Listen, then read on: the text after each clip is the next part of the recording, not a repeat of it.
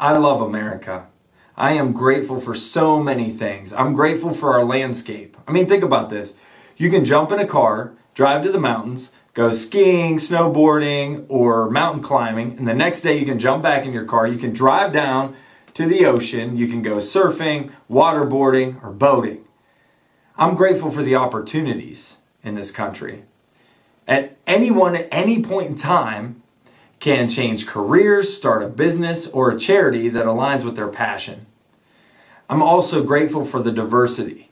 We have people from every walk of life, from every nation who has come here, and with them, they've brought their customs. They've brought their art. They've brought their music. They've brought their experiences, and they've brought their food, which I'm really grateful for. And I am so grateful for all of those things. But what I love most about America is the philosophy. And the overarching philosophy, in a very simplistic way, of America is that human life is the greatest value in the world. And we believe our citizens and all people have the right to life, liberty, and to pursue happiness. And if we get away from those things, if we get away from the value of human life, and if we don't elevate and value human life, we will begin to tear down at the very fabric of what has brought us to this point. And so when I see all this social unrest that's going on in our country today, and I see the hate crimes that are being spread, and I see all of the challenges, I want to call us all out. I want to say, hey, listen, let's get back to simplicity. And that is, human life has the greatest value in the world. And how we perpetuate that and how we act upon that is by a simple value called honor. And honor simply means this: to hold in high regard or high esteem. If I hold you in high regard and you hold me in high regard and high esteem, then the decisions that we make will start to align with that. If I believe you have less value, or you're not as valuable as me, or I want to put myself above you, then my decisions will reflect that. So by and large, all of the problems I'm seeing right now is that we are not honoring one another. We are not elevating each other's human life, and that is the greatest value in the world. So to honor each other, we have got to hold each other in high esteem and high regard. And this means we cannot have a president who's out there tearing people down and mocking people for blemishes or inadequacies.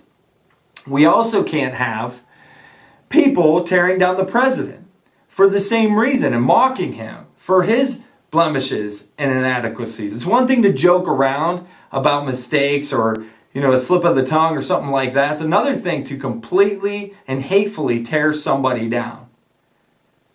We have to look at the organizations that we're a part of.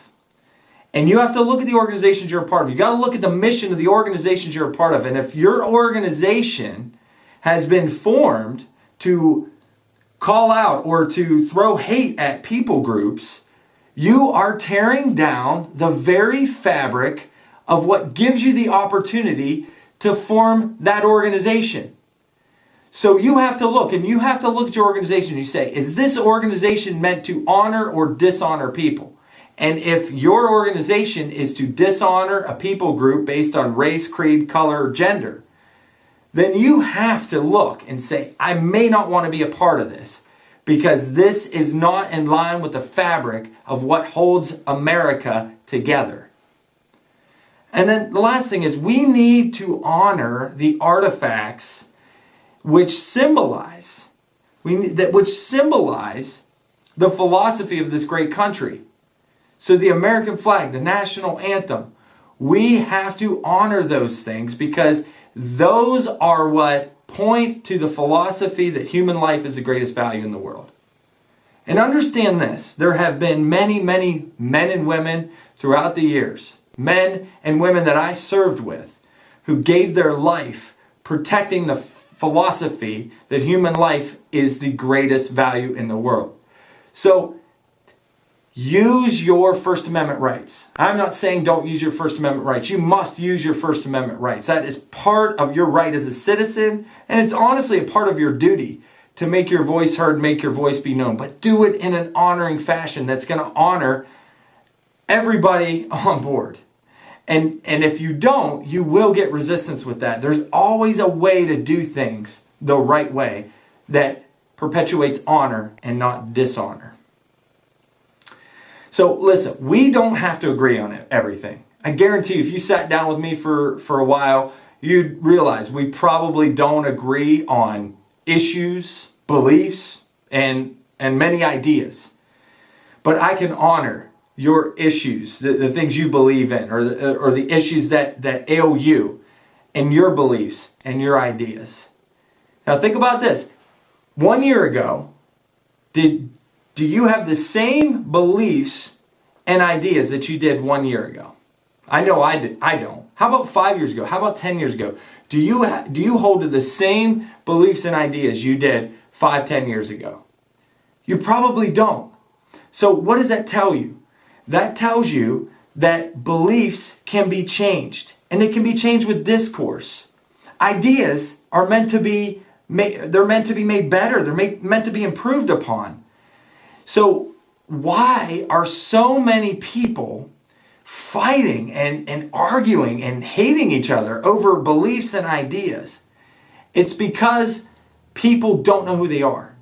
And so they tie their identity and their human life and their value to those beliefs and ideas. And those people, if they're butted up against or somebody disagrees with them, they become very hateful and spiteful towards a person because they tie their identity to those things. But let me tell you this, your life is beyond comprehension as far as the value of your life. No belief, no idea can quantify or measure the value of your life. And in America, we have valued human life as a whole. And we haven't been perfect. We haven't been. But that's part of family. That's part of being a part of a family or a nation, is you got to keep getting better. You got to hold true to the values, because the values are what create the culture. And if we get away from that, we're going to build a different culture. And it's not a culture we're going to love. It's a culture that we won't be proud of. I am proud to be a part of this nation because we value human life. We've done everything we can to protect it. We've done everything we can to protect our amendments. We've done everything we can to give people opportunity. We've done everything we can to make it easy for people to travel and to experience things. And I am proud to be a part of that. So if we're going to keep this going, we must honor each other. And we must elevate human life more than anything else. So all of the things that are happening right now, let's bond together with honor. And let's put each other first. And let's listen to each other. And let's be open to each other's ideas. And not fight one another. Because you're my brothers and sisters, and I'm your brother. And I cannot wait to see where we'll be 5, 10 years down the road if we just begin to honor each other. There's so much opportunity out there for all of us. Let's win together. I love America, and I love you.